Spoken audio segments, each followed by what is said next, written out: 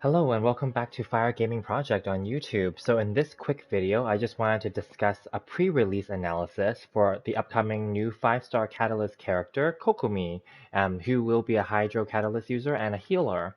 And also her official, basically, weapon that's made specifically for her called the Everlasting Moonglow. So in the thumbnail picture, you'll see Kokomi, that's from the official Genshin Impact Twitter, and the Everlasting Moonglow, that's a screen grab from the 2.1 preview live stream from MiHoYo themselves. So this video will not contain any spoilers or leaks or any information like that. This is just purely a pre-release info. In addition, I do want to direct everyone to go and look at the HoYo Lab official Genshin Impact forum area. They did post previously Kokomi's like normal attack, charge attack, E skill, Q skill, like all that is there. Like the little GIF animations are there already. They're not in the in-game notification notice section. I did check if they were there too, but they're not there yet. But they are officially on their HoYo Lab site. So do check that out. So in their description of this character, they also mentioned that she is a healer, of course, and that she will, in the description of each of her attacks and all that too, they do describe that a lot of her attack damage is based off of her HP, and her healing ability is also based off of her HP. So she will be scaling with HP. Now, for the Everlasting Moonglow weapon, it's a 5-star Catalyst weapon. It is not released yet. The information is not available. So anything could change. This is not to discuss any leaks or speculate there, but there is the assumption then that it is going to be an HP substat catalyst, okay, specifically for Kokomi, okay, and it may even have some healing element to it too, who knows, or maybe energy recharge. Remember, energy recharge is the big theme of Inazuma, of 2.0, 2.1, and probably any future patch involving Inazuma. So all the characters, as you know already, the domains, whether it's the Emblem of Severed Fate, or like, the main characters such as Raiden Shogun, Kujo Sara, a lot of them have an energy, let's call it issue or requirement for their damage and for their for their attacks and stats and such. So it's likely that's a big thing. So on the screen right now, I'm focusing on the prototype Amber, and the reason being is because if we talk about the weapons first, the Everlasting Moonglow is a 5-star weapon, and if it is a catalyst that is substat with an HP, then this is your 4-star alternative. It is the prototype Amber. It is a craftable weapon. On the screen, you'll see, I'm not going to read what's on the screen, but basically it is an HP catalyst as well. And I believe this is the only other HP catalyst in the whole game, with the exception of Thrilling Tales of Dragon Slayers, which is the 3-star weapon that is also an HP one, but unfortunately it's only 3-star. It does have its benefit, though, of giving the attack boost. So that is also an option. Just keep that in mind. Many players have put that on Sucrose or on Barbara, or maybe even Lisa, and that's cool. Currently, my version of that is the R5, and it is not even leveled up at all. It is just sitting on my Barbara, and I don't even use my Barbara. Okay, so so I would just suggest that if you wanted to, and if you have the billets or the prototypes for this, and you're willing to spend them for this character, if you were to get her, then this is a viable alternative to pulling on the weapon banner, which is not guaranteed, right? And it can be not in your favor. Now, with that being said, though, there are rumors, and this is not to speculate, but there are rumors that in order for people or for the game to sell this weapon, which is a very niche weapon, I'm talking about the Everlasting Moonglow, in order for the game to sell that weapon, they're going to pair it with a coveted, a sought-after 5-star weapon. Sorry, I just had to cough off on mute here.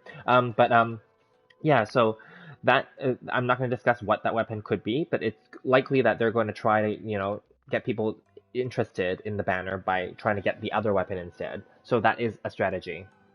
So keep that in mind.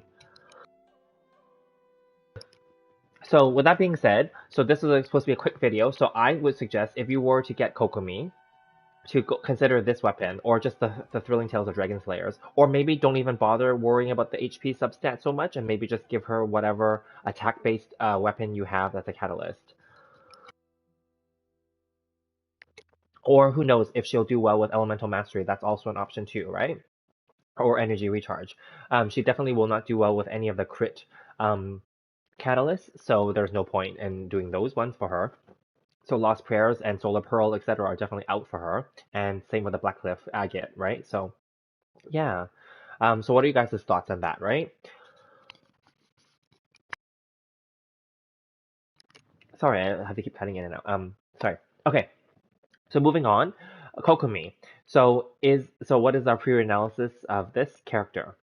She's not fully released yet, but from the information that is official from the MiHoYo's various platforms and channels, um, she will heal as well as damage. So she's going to be similar to like a Sayu in that context, where you know the Daruma of Sayu can heal and attack as well. So she can do something similar. I guess also similar to Barbara, basically, which is the next closest situation. Barbara is a 4-star Hydro Catalyst, and she's also a healer. She also attacks and heals. The only difference is Barbara can crit.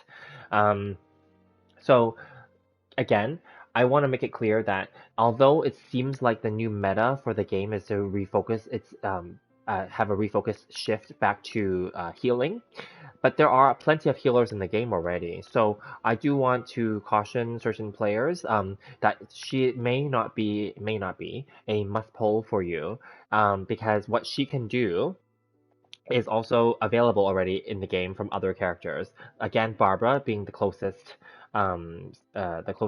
relevant character as a 4-star alternative to Kokomi. She is exactly the same thing, basically a Hydro applicator and a 4-star version of a Catalyst user who also heals and attacks, but Barbara can crit. Okay, so that's one of the caveats with Kokomi, where she has a negative 100% crit rate ratio, which was also released and discussed in the 2.1 preview live stream.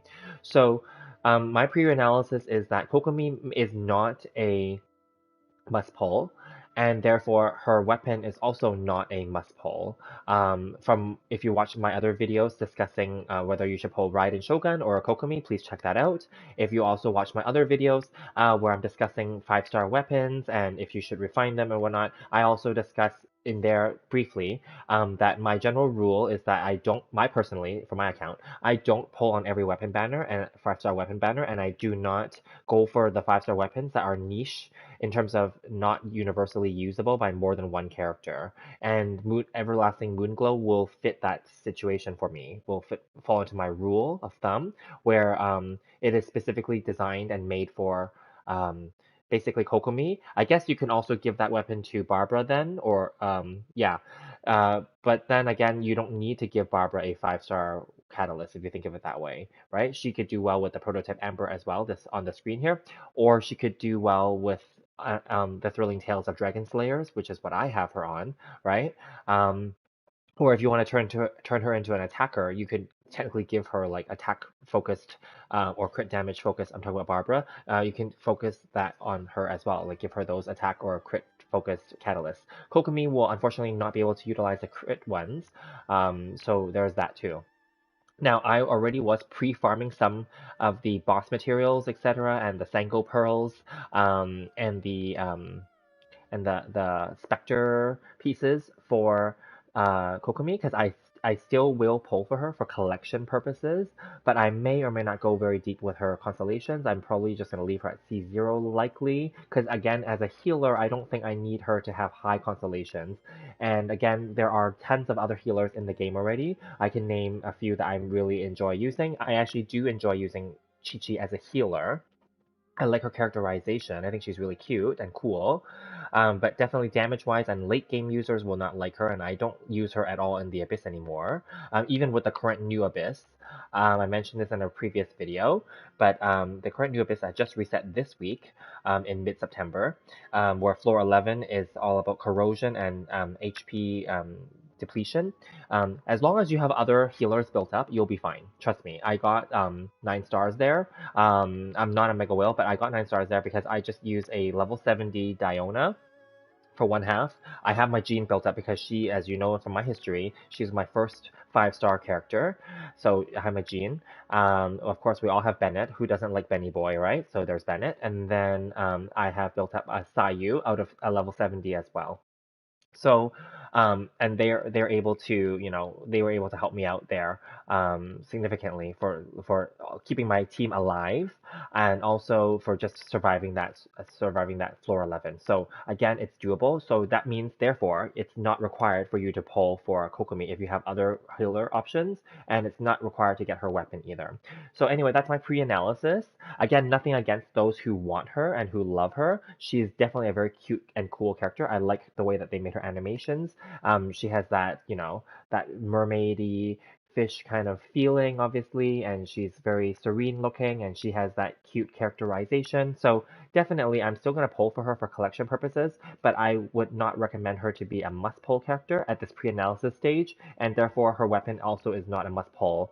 But of course, if you want to risk it on the weapon banner and try to get the other 5-star weapon, which is not released and we don't know, and I'm not going to speculate here what that is, then you can go for that as well if that's your choice. But I am going to be likely skipping that weapon banner.